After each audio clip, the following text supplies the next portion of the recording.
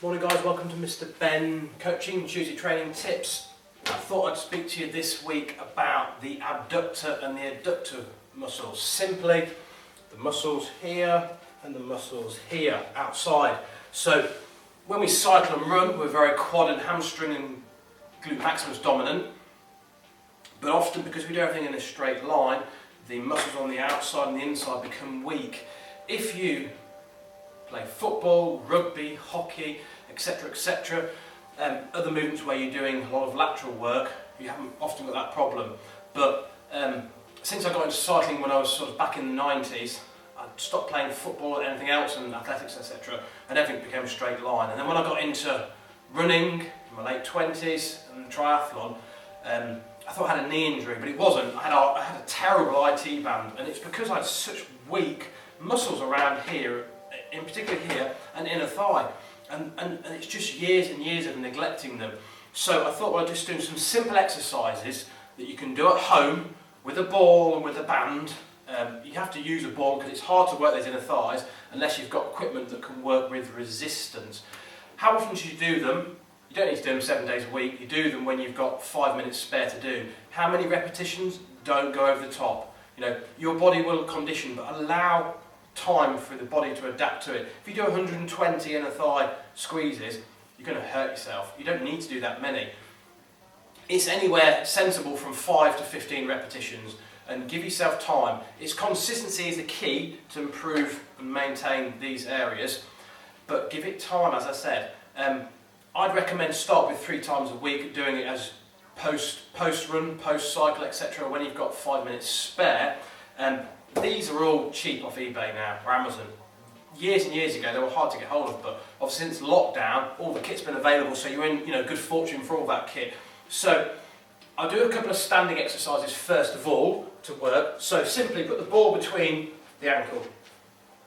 The more air in the ball, obviously the harder it's going to be to press, and all we're doing, we're standing tall and we're just squeezing in. If you've got a knee injury, don't do this exercise because you're going to aggravate the ligaments here. So as you press in, you'll feel connection through here. It's just a gentle, so I need to walk my feet forward a bit, so it's that. It's not a difficult exercise to do, it's learning to feel that sensation. It's like a warm-up exercise. You can do 10 or 20 of these.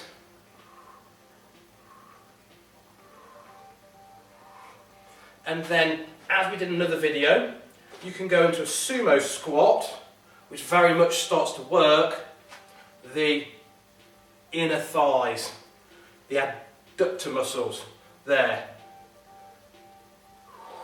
Great exercise for working here, as well as a squatting position as well. It enables you to go lower as well. Work the outer thighs. I tend to use a band. You get them in different degrees of resistance. This is quite an easy one, an easy band for me, but it maintains technique. So classic one, physio, osteopath will always tell you, or your therapist, side walk. Because as you push away, you're recruiting those abductor muscles. And having good, strong outer thighs can help reduce the risk of injury, in particular IT band syndrome there. So it's a side walk. If you want to, add a bit of hip extension where you literally balance and then that position there. And it's working the glute maximus as well as a little bit, but primarily that. This is just a good one to build in. So side walks from side to side. There, and I can feel a little bit working now. And then we can come onto the mat now. We do a nice little exercise where we lie on our backs, a ball between the knee, feet closest to the sit bones, and everything's aligned. And as we press the ball in and release, we're starting to work the inner thighs. And what I always tend to teach my Pilates people are, as I press the ball in, I'm also squeezing the pelvic floor muscles, because the pelvic floor muscles are part of this area that creates stability. So you might as well kill 2 birds with 1 stone. And so I suggest probably start with 10. It won't feel like much work, it's just that if you never work the inner thighs, you'll have a real wake-up call if you do too many because they're sore as you like the next day. So it's that breathe out, inhale, exhale. Okay, and then you can peel the tailbone off. Relax. Make sure your ribs are not popping up and your backs are not arched. Slightly rotate the pelvis so you feel a stretch through the hip flexors, and as you press the ball in, you can start to, believe it or not, work the VMO, the quad muscle, the muscles outside of here and the inner thighs, because they're there for support, and you breathe out. Inhale to release the ball, exhale. And start with 10 when you first do this exercise. And carefully roll the spine back down when you're finished. Articulate the spine. And then you can come onto your side. And you can put the ball between the ankle. And we can do side line, which encourages pelvic stability and to work all around here. So again, you're killing two birds with one stone. Relax the head. Both legs are raised. If you can't lift both legs, keep them flat. Press the ball and release. Not only will you work the inner thighs, you're challenging the obliques as well and the muscles around the core area. So probably 10 again of these.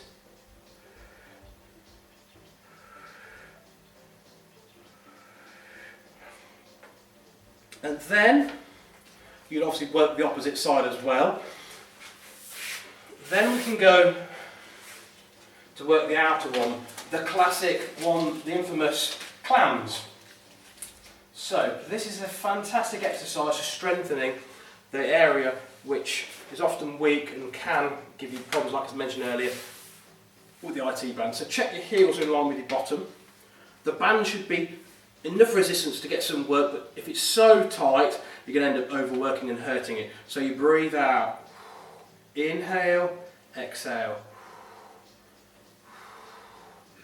And again, 10 repetitions should be right. If the band is so light, you may have to do an extra set. But it's not like doing bodybuilding. We're not here to lift huge weights. We're here for control, quality of the movement and maintenance. See, I think that's 7 or 8 then, which is absolutely fine. And that's a really good exercise. I can feel that now working really well. And you will also, of course, work opposite side. And then another one we can do, put the band around the ankle, back into this side lying position.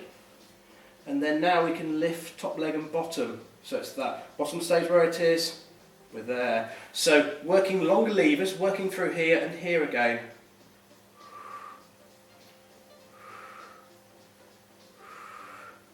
Okay, and then we come onto our front, where we put the ball between the ankles. Allow yourself to get comfortable. Turn the feet out, scoop in the belly, button, and we press the ball and release. So working here. Again, the muscles on the abductors as well as the gluteal muscles. So it's that. Feet are just lifted. If you can't lift the feet because it hurts the back, do that. Really good exercise for strengthening the smaller glute muscles. Anywhere from 10 to 20, because the glute obviously is the biggest muscle of our body. Okay, and there are just a few simple examples of ways to strengthen here and here. There are other ways, but you don't need to do drastic amounts. Just make sure before you do them you know what you're doing. If you're not sure, email me. If you've got any injuries, check with a medical professional. And the key thing is, don't go over the top with doing them. Because they're light, you end up getting carried away. It's not about volume, it's about quality. Okay, take care guys. See you next time. Bye bye.